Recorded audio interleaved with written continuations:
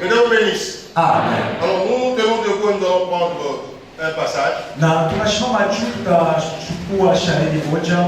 en Romains chapitre 8. Tuku Waroma sura yake ya 8. Que Dieu te bénisse, pasteur. Romains chapitre 8. Waroma sura yake ya 8. Je préfère qu'on lise du verset 15 au verset 18. Minapenda tusome mstari wake wa 15 paka mstari. S'il y a un bon lecteur qui peut nous aider. Romains chapitre 8 du verset 15 au 18, nous lisons la parole de Dieu. Oui. Amen. Et vous n'avez point reçu un esprit de servitude pour être encore dans la crainte, mais vous avez reçu un esprit d'adoption, par lequel nous crions Abba Père. L'Esprit lui-même rend témoignage à notre esprit que nous sommes enfants de Dieu. Or, si nous sommes enfants, nous sommes aussi héritiers, héritiers de Dieu et co-héritiers de Christ. Si toutefois nous souffrons avec lui, afin d'être glorifiés avec lui. J'estime que les souffrances du temps présent ne sauraient être comparées à la gloire à venir qui sera révélée pour nous. Amen. Amen. Et quelqu'un dit Amen.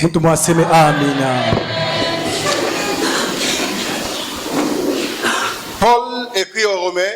Na Paulo alikuya ku Roma. Il y a différentes discussions sur les livres de Paul aux Romains. Na kuna kuya mazungumzo ya mingi juu ya kitabu cha Roma par rapport à la création même de l'église à Rome. Na kuambatana tana kuzariko kwa kanisa kule ku Roma. Mais plusieurs sont unanimes.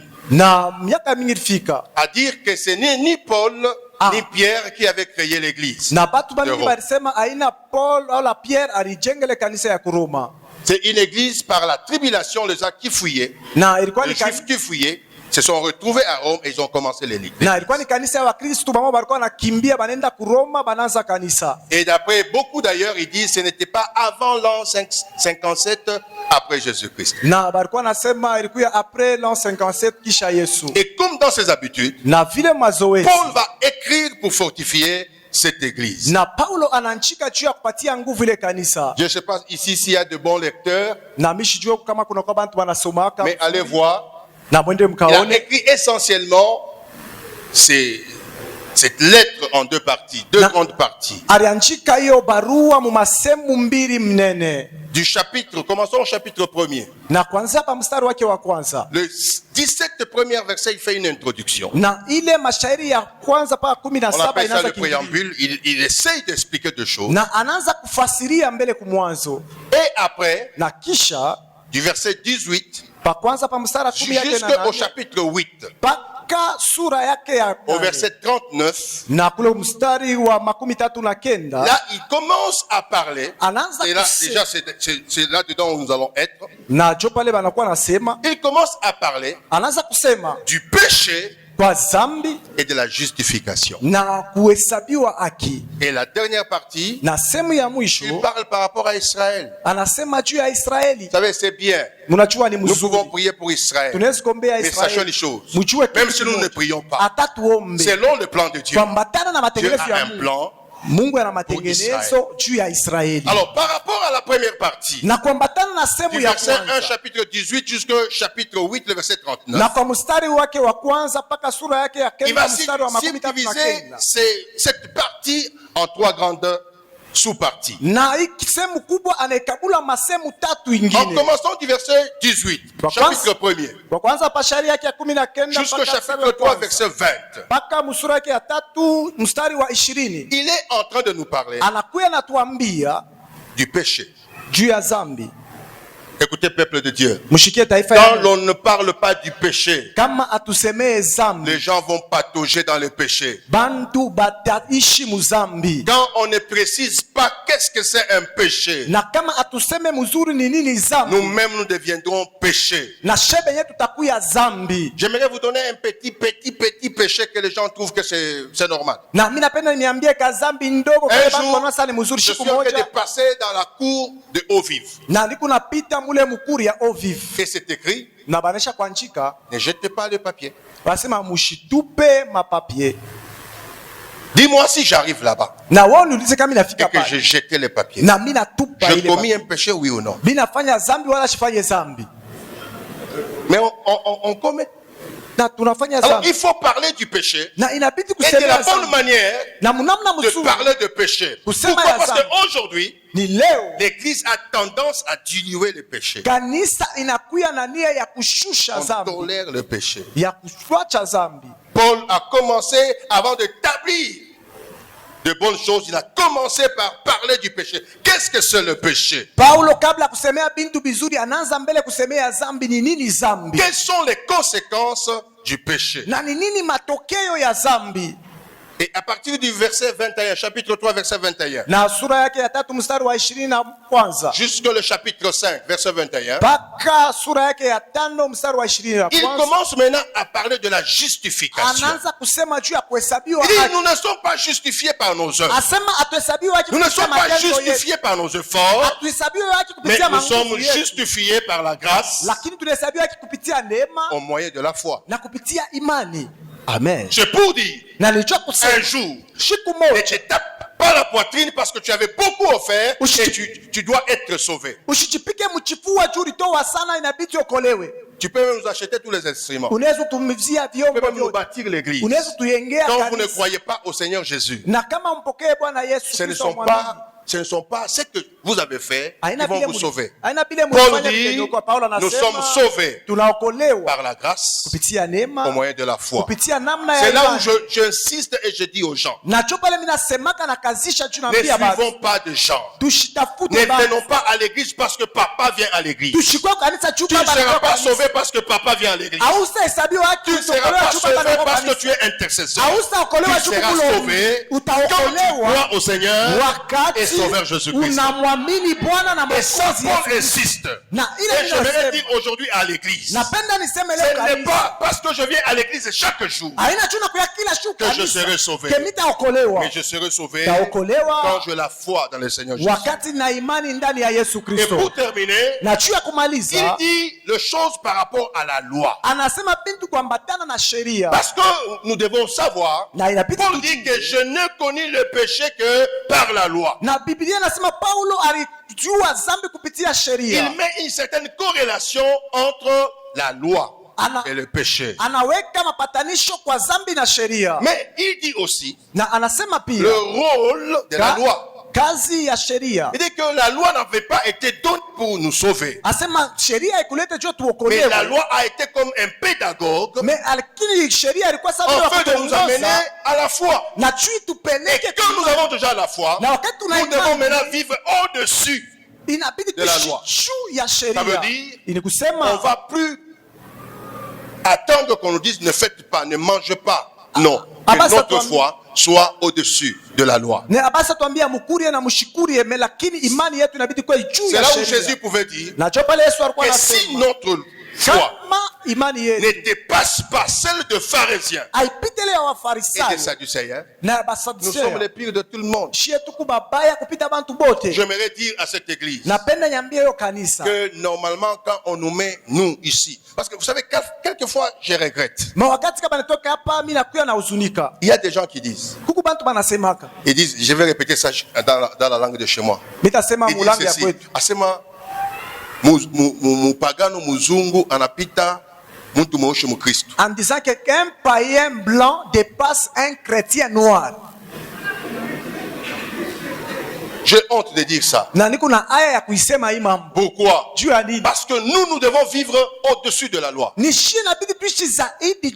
as un véhicule, achète les papiers. Ne fuis pas la police. Tu as une maison, paye l'impôt foncier. Tu utilises le courant de la SNEL. On amène la facture, paye la facture. Ça, un païen blanc le fait.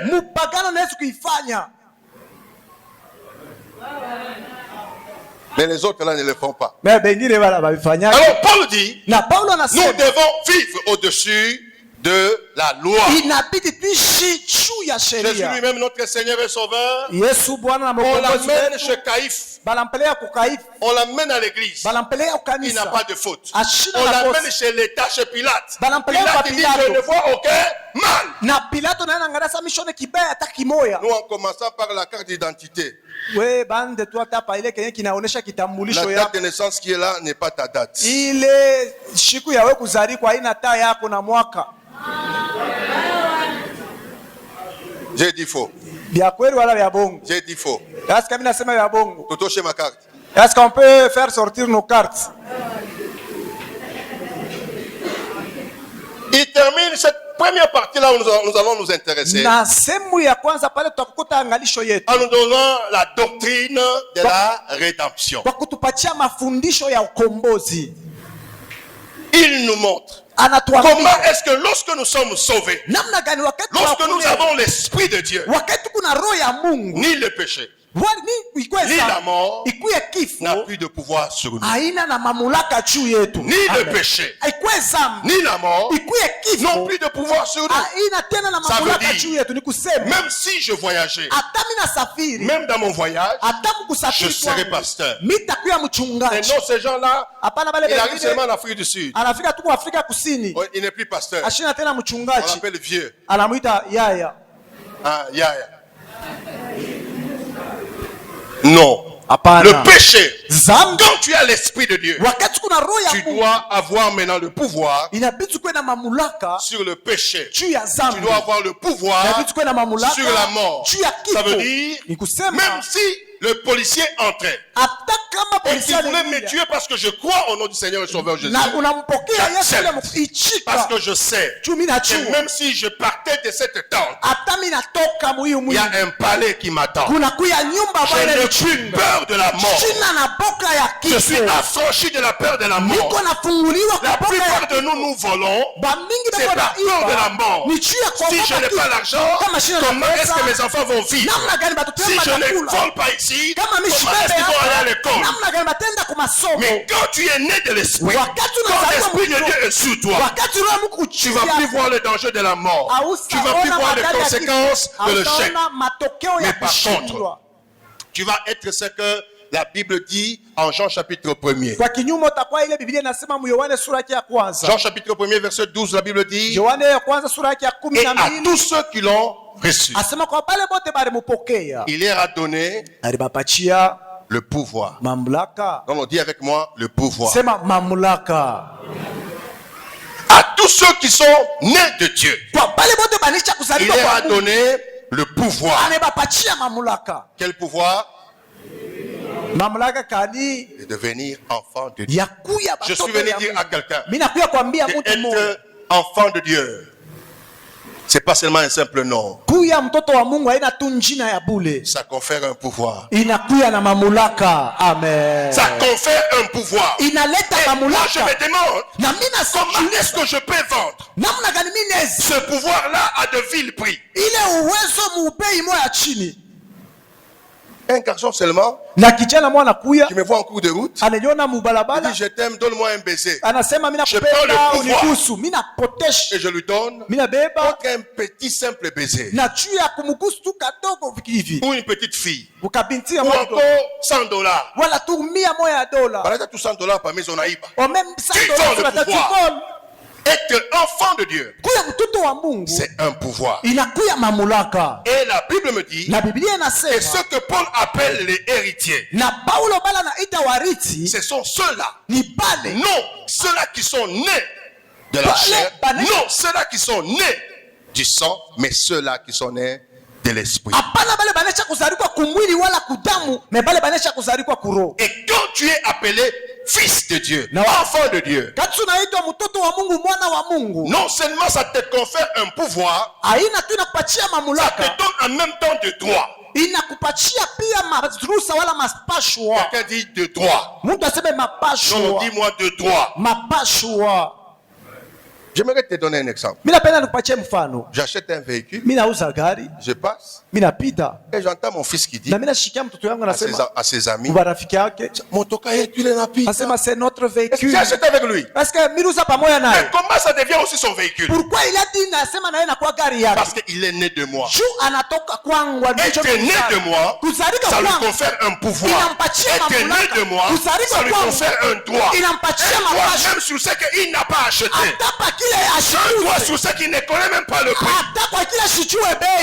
Amen. Dis avec moi, j'ai le droit. J'ai un droit. En tant qu'enfant de Dieu. En tant qu'enfant de Dieu. J'ai le droit. J'ai le droit. C'est comme cela que Paul dit. Que si nous sommes nés de Dieu.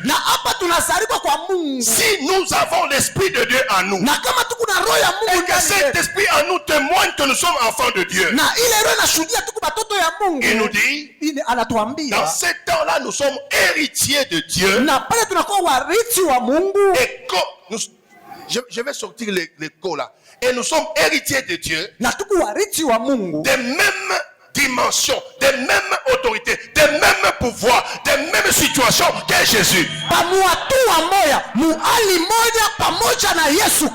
Parce que quand on te dit qu'héritier, tu ne comprends pas. Ça veut dire tu es héritier de Dieu au même droit, aux mêmes proportions, aux mêmes conséquences, les mêmes conséquences qu'avait Jésus. Et en tant qu'héritier, parce que nous devons savoir qui est un héritier. Demande à ton voisin qui est un héritier. C'est celui qui a droit à un héritage. Un héritier, c'est celui qu'on appelle le successeur. Ou quelqu'un qui va continuer. Un héritier, c'est celui qui détient la chose dont on a hérité. Non. Il détient la chose. Parce que tu sais, quand on parle à l'église, que nous sommes héritiers, les gens ne voient pas maintenant. Les gens voient seulement demain. Et la Bible dit que vous êtes héritiers. Vous êtes détenteurs d'un héritage. Amen. Amen. Papa, tu es détenteur d'un micro. Ça veut dire ça pas de choses à venir. Maintenant, un héritier, c'est celui qui est le détenteur d'un héritage. Amen. Un héritier, c'est quelqu'un qui va perpétuer la tradition. Et pourtant nous savons que la tradition de notre Dieu, ce sont des miracles. Quand je t'appelle héritier de Dieu, ça veut dire la personne, quelque part, au travers lequel le Seigneur va continuer à faire des miracles. C'est pas de choses à venir, c'est des choses au présent. Amen. Yes. Nous sommes héritiers de Dieu. De la même dimension que Christ. Tel Christ est héritier de Dieu. Tel nous sommes héritiers de Dieu. Un héritier, c'est un enfant de quelqu'un. Quand tu nais de quelqu'un, même si tu n'as pas acheté, même si tu n'as pas dépensé, même si ton père ne veut pas, tout ce qui lui appartient, il t'appartient aussi. Parce que je suis né de Dieu. Je suis venu dire à quelqu'un, si tu es né de Dieu, sache une chose, que tu as de droits. Tu as de l'héritage. Tu as des choses auxquelles tu dois accéder. Tu as des choses qui te reviennent de droit. Parce que les enfants sont des héritiers par nature. Et quand nous entrons dans le droit, on les appelle les premiers, les héritiers des premiers rangs. Ça veut dire quoi? Ça veut dire avant qu'on ne donne l'héritage à d'autres personnes, on donne d'abord aux enfants. Amen. Amen. Amen. C'est comme cela que moi je ne m'appelle pas héritier. Moi je m'appelle premier héritier. Il y en a beaucoup. Parce que peut-être parmi nous ici, il y a aussi des neveux, des nièces. De Jésus. Des cousins aussi. Mais moi je suis fils de Dieu. Même mère, même esprit que Jésus. Donc premier héritier. Hata wanakuita we. Non, avant babenga ye. Kabla bakuite. Babenga nani? Banenita mbele mie wa kwanza. Amen. Choisis d'abord. Asema chakula. Je commence à tournoyer. Minaanza kuangalia, mina kuna tembea. Ça je vais pas prendre. Mina sema hiki shitabeba. Je prends seulement ce qui coûte cher. Mina beba paka kile kia bei. Amen. Yes. Oui. Yes. Ça c'est un héritier. Na ule Paul nous dit. Na Paulo anasema. Étant héritier. Na vile il y a des conditions. Kuna makanuni pour arriver à l'héritage. Juu ya kufika kurithi. Amen. La première. Na kanuni ya kwanza anasema si vous souffrez. Kama muko nateseka avec lui. Pamoja naye. Si vous acceptez de souffrir kama mnechika kuteswa en d'autres mots, on n'accepte pas un père par rapport à l'héritage. On accepte un père en tant que père. Qu'il soit pauvre, c'est mon père. Qu'il soit de petite taille, c'est mon père. Qu'il soit moche, c'est mon père. Qu'il soit noir, c'est mon père. Acceptons d'abord Dieu. Acceptons de souffrir avec Dieu. Parce que la plupart de nous, nous attendons seulement à hériter la joie. Mais hériter la souffrance. Accepter d'être banalisé. Amen. Amen. Il y a des filles ici. Filles. Accepte de t'appliquer mafuta chonja. Tais-toi. Moi, une jeune fille pareille. Souffre avec Jésus. Le problème c'est la fin. Laisse que les gens avancent. Moi j'aime Jésus, papa. On l'appelle Alpha et Oméga. Mais la beauté là n'a jamais été Alpha et Oméga. Tu vas. Ah, c'est comment ça? Tu vas prier 5 ans, 10 ans. Après 20 ans là, même si tu mets le mascara là, ça ne tient pas. Mais quand tu es avec Jésus, même quand le mascara ne tient pas, il te oint de l'huile nouvelle. Parce qu'il est l'alpha et l'oméga. Ce que l'église ne veut pas, se souffrir un peu avec le Seigneur. Et pourtant Paul dit, le souffrant se présente, ne peut pas être comparé à la gloire à venir. Acceptons de souffrir parce qu'il y a un héritage. Pourquoi la souffrance? Parce que le diable ne te laissera pas la main libre pour accéder à ton héritage. Il va chercher à te faire voir comme si tu es dans l'erreur. Mais si dans ton cœur l'esprit te confirme que tu es enfant de Dieu, même si tu ne vois pas bien aujourd'hui, demain tu verras bien. Même si demain tu ne vois pas bien, après un mois tu verras bien. Même si après un mois tu ne vois pas bien, avant la fin du monde, tu verras bien. Parce qu'en tant qu'un enfant, sois sûr qu'il y a un héritage. Il y a quelque chose que papa t'a laissé. Pourquoi? Parce qu'un père responsable comme notre Dieu, il ne peut jamais te laisser sans un héritage. J'aimerais te dire, il y a de l'héritage pour chacun de nous. Il y a de l'héritage pour ta vie. Et à la fin de toutes choses, il y a un héritage au ciel. Écoutez bien aimé, la première chose que tu dois savoir pour accéder à l'héritage, il faut être né de ce papa ou être adopté. Pose la question à ton voisin. Es-tu déjà né de Dieu? Parce que si nous disons tous les problèmes d'héritage ici, si tu n'es pas né de Dieu, on parle pour le voisin. iko ni juu ya jirani. Pose la question à ton voisin, est-ce que tu es né? Umuulize mbe jirani wako, est-ce que ushazaliwa kwa Mungu? Être né de Dieu, ce n'est pas venir à l'église. Kuzaliwa kwa Mungu anakuja kukanisa. Être né de Dieu, Kuzaliwa kwa c'est Mungu recevoir le Seigneur Jésus-Christ comme son Seigneur et Sauveur personnel. Ni kumpokea Yesu kuwa Mwokozi na Bwana wako. Être né de Dieu, c'est fuir la vie de péché. Kuzaliwa kwa Mungu ni kukimbia maisha ya dhambi. Être né de Dieu, ça veut dire c'est être rempli du Saint-Esprit. Kuzaliwa kwa Mungu ni kujaa na Roho Mtakatifu. Amen. Amen.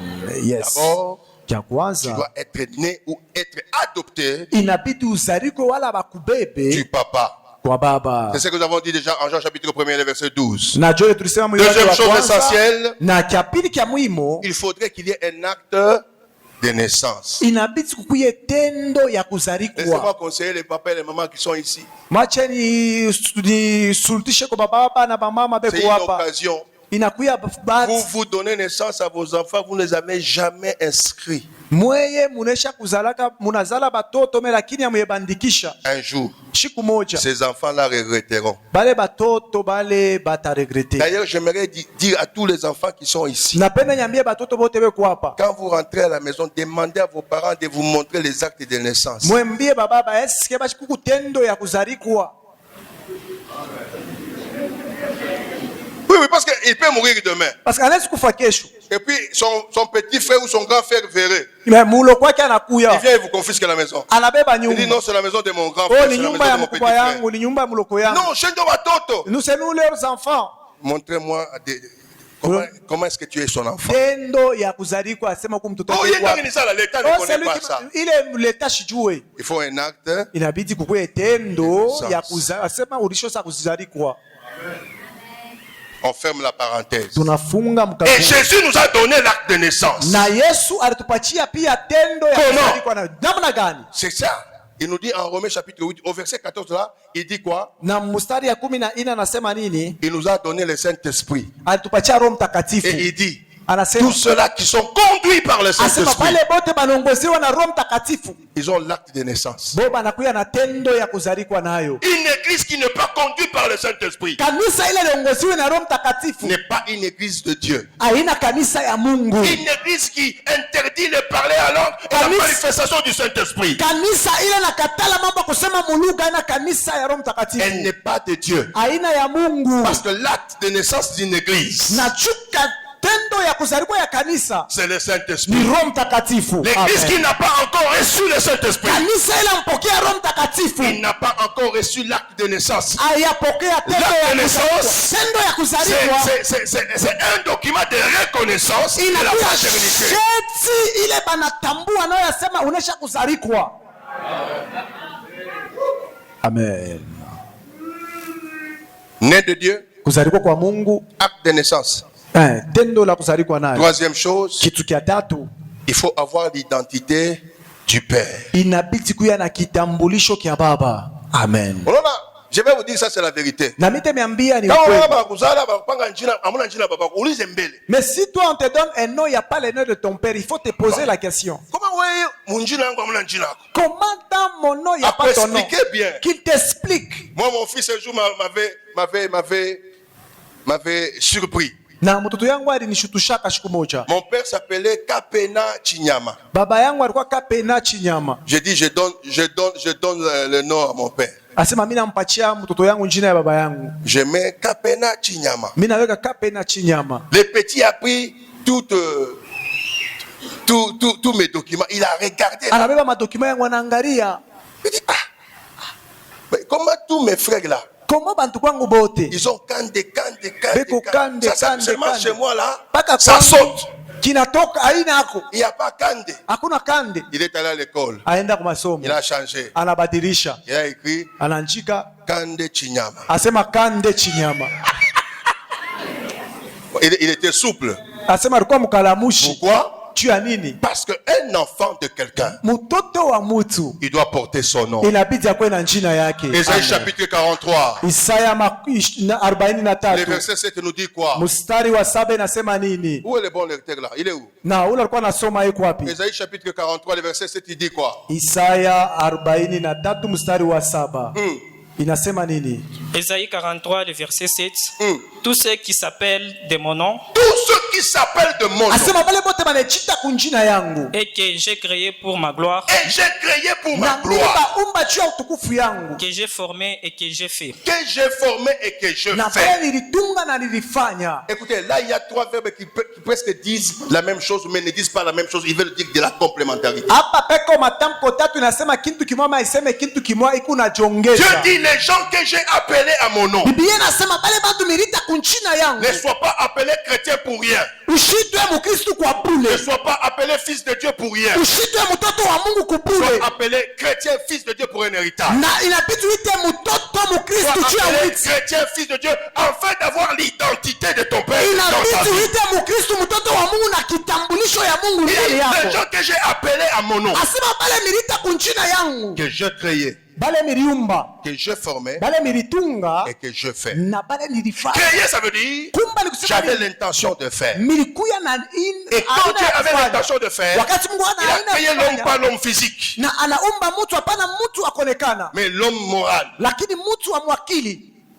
Il dit non, mais c'est pas suffisant. Mais comment est-ce que l'homme là immatériel va se manifester? Il dit non, je vais former l'homme.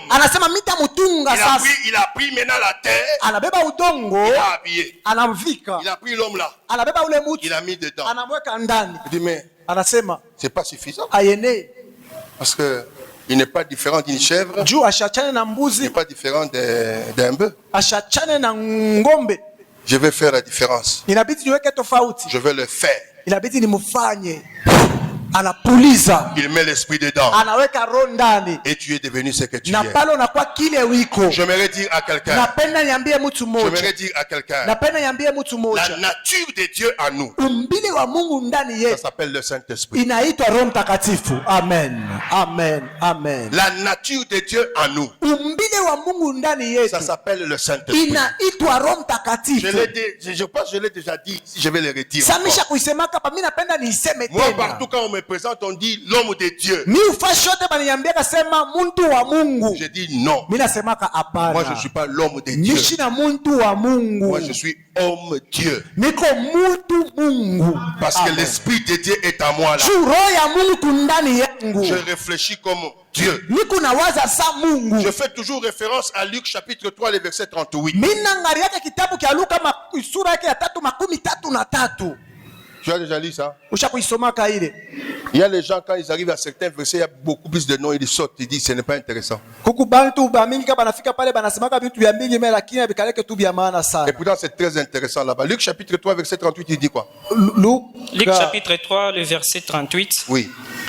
Fils de Nos. Fils de Nos. Fils de Seth. Fils de Seth. Fils d'Adam. Fils d'Adam. Fils de Dieu. D'accord. Fils de Non. Fils de Seth. Fils de Seth. Fils d'Adam. Fils de Dieu. Ça veut dire quoi? Ça veut dire que ces noces-là, il est fils de Seth. Et que Seth là, il est fils d'Adam. Et que Adam là, il est fils de Dieu. Amen. Yes. Vrai ou faux? Vrai.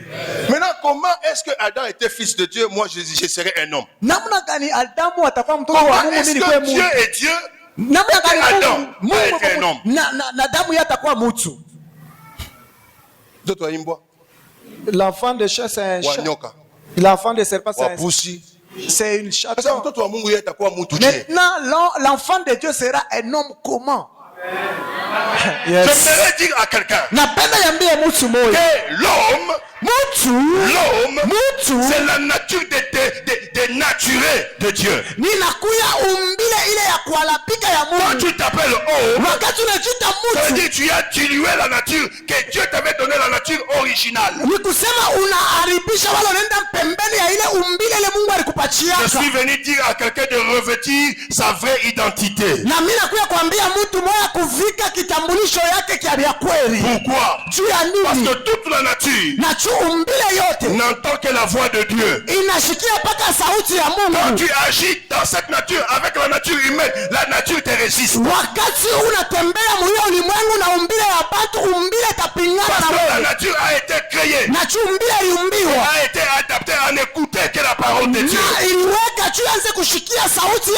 C'est comme ça que tu peux avoir les gazons, tu peux bien arroser, mais le jour que la pluie va tomber, tu vas voir que les gazons sera vert de la manière que ça n'avait jamais été avec ton eau de robinet.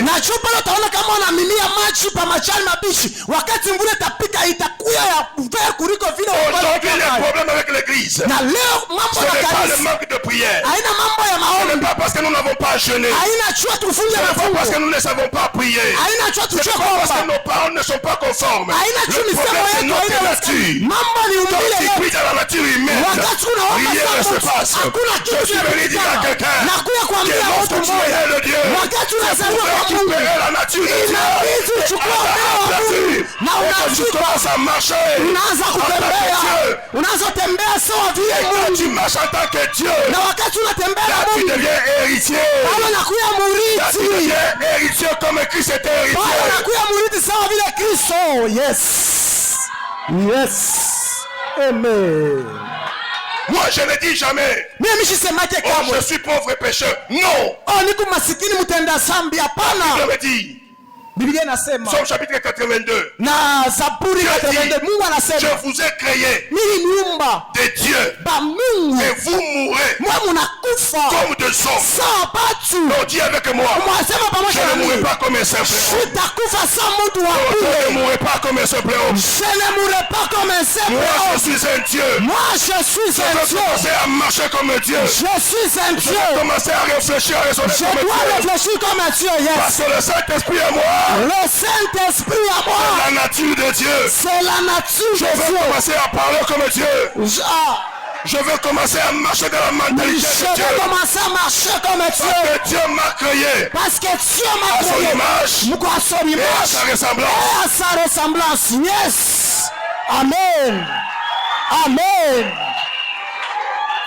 Je suis héritier de Dieu. Héritier avec Christ. Christ était sur cette terre. Il ne marchait pas, il n'agissait pas comme un simple homme. C'est comme cela que même la nature lui obéissait. Il pouvait dire aux vagues de la mer, et s'arrête. Pourquoi? Parce qu'il avait hérité non seulement la nature, il avait aussi hérité l'image et la fonction de Dieu.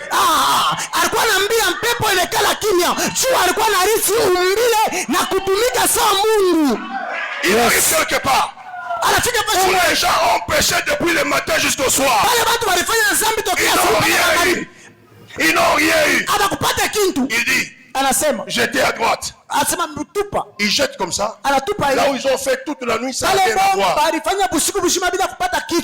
Maintenant l'eau a engendré les poissons. Parce qu'un Dieu a parlé. Yes. Yes. Écoutez, je suis en train de regretter. Et même Paul l'a dit. Que la nature tout entière attend avec un ardent désir la manifestation des fils de Dieu. Lorsque les gens vont comprendre qu'ils sont fils de Dieu et qu'ils commencent à se manifester en tant que tel, même la nature sera libérée. Le problème du Congo n'est pas la faiblesse de l'État, n'est pas la faiblesse de nos militaires, mais la faiblesse de l'Église. Parce que l'Église, la Bible dit, on nous a donné autorité d'ouvrir et de fermer le ciel. Mais nous jouons avec l'autorité. Nous jouons avec le pouvoir. L'église ne suffit pas seulement. On vient au dingue. Nous faisons comme ça. Il faudrait qu'il y ait des choses qui se passent dans le monde mystique. Il faudrait qu'il y ait quelque chose qui est en train de changer. Ça, c'est ce que Dieu attend de moi. Non, moi. Ah, frère, dis-lui que c'est ce que Dieu est en train d'attendre de moi.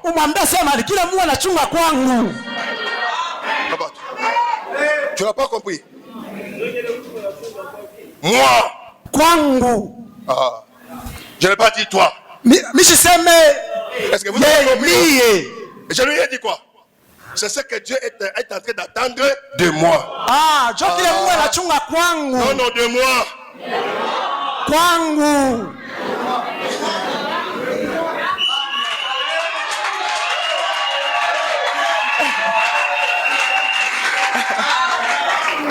Un jour, siku moja au Nigeria, na ku Nigeria, un pasteur qui s'appelait Aidosa, mchungaji mmoja alikuwa anaitwa Joachim Aidosa. Il devait faire une campagne. Ilibidi afanye campagne. Non, c'était une émission télévisée. Ilikuwa ni kazi moja benaonesha kukionyesha mbali.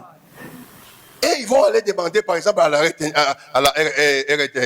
Banenda kulomba kwa RTNC. Le directeur de programme refuse. Na banakatala kupitisha ile Le monsieur est allé. Na ule ndugu ane. On t'avait pas bien expliqué. Anasema bakufasirie mzuri. C'est moi là. Ni mie. Je vais passer l'émission pour atteindre toute la nation. Émission yangu na nation teshikie. On a refusé. Banakatala. Cherchez vos chaînes là-bas. Asa mtafute le machine nyingine. Écoutez, j'ai dit que c'est moi. Minasema ni mie. Dis papa, on a refusé. Wasema banakatala. Quoi? Tu as refusé. Asema wona katala. Écoutez. Mushikie. Les gens que Dieu cherche. Bale bantu na Mungu il lui dit, anamwambia, ma fille, tu as refusé. Unakatala. Sache une chose. Jua kitu kimoja. Mimi nakutosha kazi. Moi, je te licencie. Il est parti. Anaenda. 3 jours après. Mashiku tatu kisha. La sœur a trouvé. Dada anakuta une bonne lettre bien pliée dans l'enveloppe sur sa table. Barua moya basha kumwandikia mzuri mubiro yake, asema kazi yako inaisha. Licenciement. Asema we kazi yako inaisha. Juu ya nini? Parce que tout fils de Dieu, juu mwana wote wa Mungu, un ciel ouvert, anakuwa mbingu wazi. Yes. Yes. Partout il passe. Fasi yote kona pita. Le ciel dit amen. Mbingu inasema amina. Amen. Amina. Amen. Amina. C'est ça un héritier. Nacho mwenye muriti ule. Amen. Yes. C'est ça un héritier. Nacho muriti. Que Dieu te bénisse. Amen. Que Dieu te bénisse. Amen. Mais il faut d'abord accepter la condition. Lakini inabidi uitimize kanuni. Pourquoi? Pour sauter plus loin, juu ya kuluka mbali, toucher ce plafond, kubamba hii plafond, il faut d'abord diminuer. Inabidi unashuka kwa kiloko. Amen. Aujourd'hui, le problème avec l'église, na mambo na kanisa, nous ne voulons pas souffrir. Atupende kuteswa.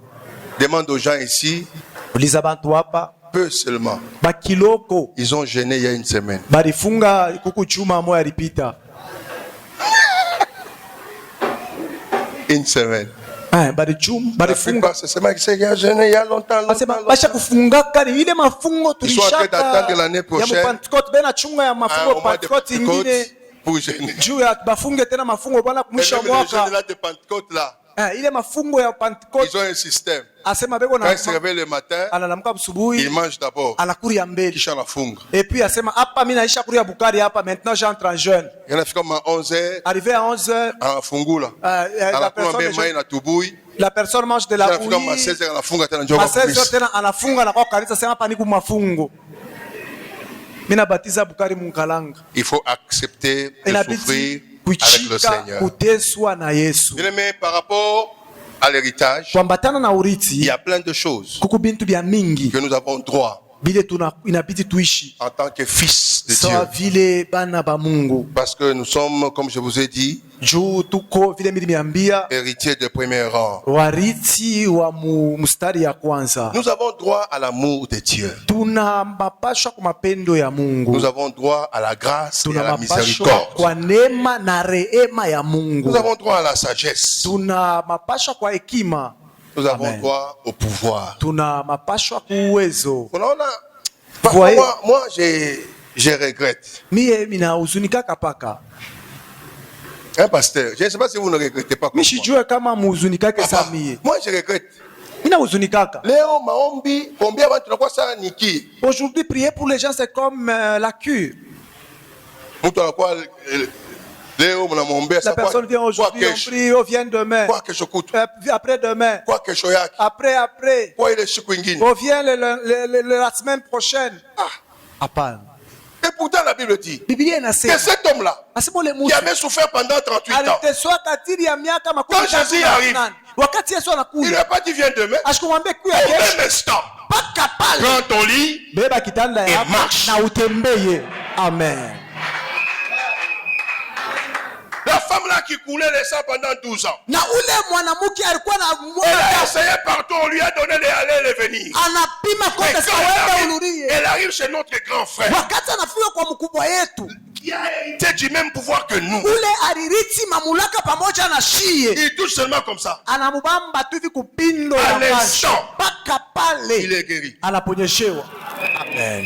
Amen. Yes. Lisez bien les Écritures. Musome bien miandiko. La Bible dit Biblia que inasema l'ombre de Pierre asema kimvuli kia Petro guérissait les malades. kilikuwa naponesha bagonjwa. Au commencement de ma profession, Na kwa kwanza kazi yangu moi je pensais que les gens allaient seulement là-bas vers les 13 heures. Quand Pierre passait, l'ombre là, il se mettait de ce côté. Mi- Non!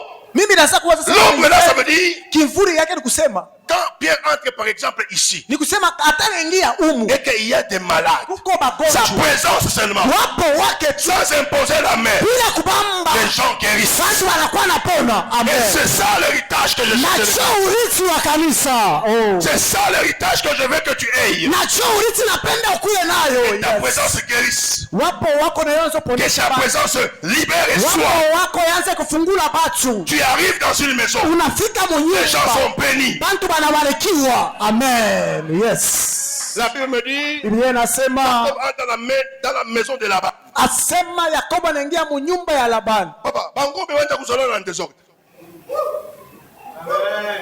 Oui, wanakoa. Mais toi on t'a pris Unaingia un tu mariage. nyumba ya Tu kijana mwanaume kaji kana mwishi. tu es tellement dans la maison, bana mtu shakaji. Héritière. Amuriti. Mwanamke. Écoutez, Mushikie. aujourd'hui là, Leo. quand tu vas prier avec moi, Wakati utaomba na dis mimi. Seigneur, Sema Bwana. je suis ton héritier, je suis ton héritière. Niko muriti wako. Amen. Partout où je passe, Fasi yote mitapita. j'ai le pouvoir de bénir. Niko na mamlaka ya kubariki. Tout ce que Yes. je touche, Chote ça tabamba. doit être béni. Inabidi kibarikiwe. Celui que je bénis, Na ule wote il tabariki. doit être béni. Inabidi abarikiwe. Yes. Pourquoi? Juu ya nini? Parce que nous avons hérité du pouvoir. Na juu tulirithi mamlaka. Nous avons aussi hérité de la vérité. Na tulirithi pia Nous avons ukweli. hérité de la fidélité. Na tulirithi C'est uaminifu. là où les chrétiens, Na ni pale bakristo nous péchons. tunafanya zambi. Quand Dieu te donne le pouvoir, Wakati Mungu akupatia quand Dieu te mamlaka, donne tout ce que je te dis ici, Mungu anakupatia vyote ninakwambia hapa. sache une chose. Jua kitu Il te le kimoja. donne pour le bénéfice ou la bénédiction de là où il t'a trouvé. Na kunakuya matokeo ya baraka ya pale alikukuta. Ah, ça doit dire qu'on a pas petit. Amen. Enfant de Néma. Quand Dieu te fait grâce, Ah, tu as mandé vous dans les foucas. laisse la barbe, Emmanuel. laisse le long Avoir cheveux une chemise. et porte qui boubou. En tout cas, prophète. Asema nabii mimi naanza ministère. Quand Dieu regarde comme ça, Mungu kama anaangalia il vile voit que tu n'es pas fidèle. anasema huna uaminifu. Hérite aussi de la fidélité. Na inabidi urithi na wewe uaminifu. Amen. Les gens veulent pécher. Bantu banapenda kufanya zambi. Les gens veulent passer devant. Bantu banapenda kupita kumbele na kubiri. Oui, mais c'est pas ce qui est nécessaire. Aina ile kwa ya Ce muhimu. qui est nécessaire, Ile kwa ya muhimu c'est le résultat du don de la grâce que le Seigneur t'a donné. ni matokeo ya ile neema ile Mungu alikupatia. Nous, on peut être comme ça. Che tunaweza kuwa hivi. On parle bien. Tunasema Mais mzuri. alors que les gens, si les gens sont là, Kama bantu ce n'est pas wako moi. aina C'est la mimi. grâce qui est sur toi là. Ni neema ile iko juu yako. Respecte ta grâce. Na heshimia neema iko Et juu tu yako. vas avoir une récompense. Na utapata matokeo. Oh, que je t'attends comme ça, le papa, je vais demander vous caser. Oh, demain, je ne viendrai pas à l'église parce que le papa là, nous qui avons la barbe, c'est ton problème. Et nous avons droit à la gloire. Na tunasemu wala rusa kutukufu. Nous avons droit à la richesse. Tunasemu kutajiri. Amen. Frère, Mushikie banduku. laissez-moi insister sur la richesse. Mwache niluseme hapa pa utajiri. Amen. Allons un peu dans les Écritures. Twende mbele manjiko. Allons dans les Écritures. Twende manjiko. Parce que surtout les pentecôtistes. Juu bantu wa ba kiro. Les pentecôtistes. Ah, ba pentecôtiste. Les pentecôtistes, quand vous parlez de l'argent, là, ils vous trouvent comme si vous êtes un démon. Ba pentecôtiste tukiona mambo ya fedha banakona sawa vile demona. Mettez-nous ici devant Proverbe chapitre 22. Mutwekeye Mesali 22. Le verset 4. Mustari wa 4. Il dit quoi? Inasema nini? Il dit quoi, papa? Inasema nini baba? Proverbe 22, 4. Proverbe 22, le verset 4. Les fruits de l'humilité, de la crainte Tu peux pas projeter ça, papa? Projette-moi ça, s'il te plaît. Voilà. Les fruits de l'humilité, de la crainte de l'Éternel, c'est la richesse, la gloire et la vie. Amen. Amen. Si tu crains Dieu et si tu t'humilies devant le Seigneur, qu'est-ce que tu vas avoir? Quel est ton héritage? La richesse, la gloire et la vie. Amen. Yes. Amen. Ce n'est pas un péché d'être riche. Aina zambi kuya mutajiri. Amen. Amen. C'est ton droit. La Bible même nous dit du riche qu'il était. Il s'est appauvri pour nous rendre riches. Dis avec moi, la richesse c'est mon héritage. La gloire c'est mon héritage. Comme Dieu bénit toujours ses siens, il ne va pas te bénir, il ne va pas te donner la richesse pour que tu meurs demain. Non, il va te donner la richesse, il va te donner la gloire, il te donne aussi la vie. Atakupatia utajiri juu kufe kesho, atakupatia utajiri, utukufu na uzima juu furahikia utajiri wako. Amen. En plus de cela, na zaidi ya ile, il va te donner la vie éternelle. Atakupatia pia uzima wa milele. C'est comme cela que le pauvre Lazare, la plupart des chrétiens aiment. Ils voyaient que quand il va mourir, il va seulement trouver le pauvre. Il meurt comme ça. Il trouve le plus grand riche du monde qui s'appelait Abraham. L'homme qui était riche en troupeaux, en bœufs, en tout ceci. Il au ciel. Et la Bible dit, le pauvre Lazare est allé dans la poitrine de ule masikini Lazaro anaenda mchifua cha Abrahamu. Il a trouvé Abraham dans la vie éternelle. Anamkuta Abrahamu muzima wa milele. Amen. Tu ne peux pas vivre avec le Seigneur. Hawezi kuishi pamoja na Bwana. Tu ne peux pas être fils de Dieu. Hawezi kuwa mtoto wa Mungu et n'est pas hérité à cela. Na auriti hivi tunakwambia. La joie, la paix, ce sont là ton héritage. Furaha salama inakuya urithi wako. Et demain nous allons parler du plus grand héritage que la plupart ne voulons pas avoir. Na kesho tasemea ile urithi kubwa ile bamingi bapende kuya nayo. Jésus dit, na Yesu anasema, à tous ceux-là qui vaincront, asema kubale bote à tous ceux-là qui vont comprendre, qui vont marcher comme des petits dieux sur la terre, kubale bote bataelewa asema watatembea sawa vile miungu kidogo hapa udongo, il va leur donner atebapachia la grâce neema de s'asseoir avec lui dans le trône. Ya kuikala pamoja naye muenzi yake. Comme lui avait vaincu et il s'était assis avec son père dans le trône. Vile yeye alishinda anekala pamoja na baba yake, cho vile bale na baba tekala naye. Après tout ceci, frère, kisha hivi yote hivi tu as droit au trône. Unetachia kichi kyako. Pourquoi? Parce que la Bible me dit, Biblia inasema, je suis en Genèse chapitre 1er, niko Mwanzo sura ya kwanza, le verset 26 à 28. Mstari wa 26 mpaka 28. La Bible dit quoi? Biblia inasema nini? Créons l'homme tumbeni mutu à notre image, kwa picha yetu, selon kuambatana notre ressemblance, na kutufanana. Pourquoi? Juu ya nini? Afin que juu il domine, atawale, afin que il assujettisse. Et quelqu'un ne peut jamais dominer, na mtu asiwezi quelqu'un kutawala, ne peut jamais régner asiwezi kutawala s'il n'est pas sur le trône. Kama ashina pakichi. Amen.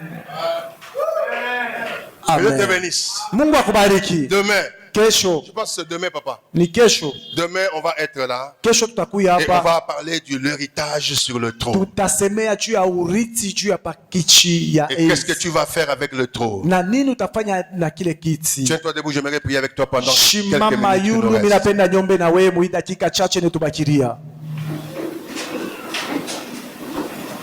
Tiens-toi debout, dis à ton voisin, tiens-toi debout. Umwambie jirani wako asema shimama juu.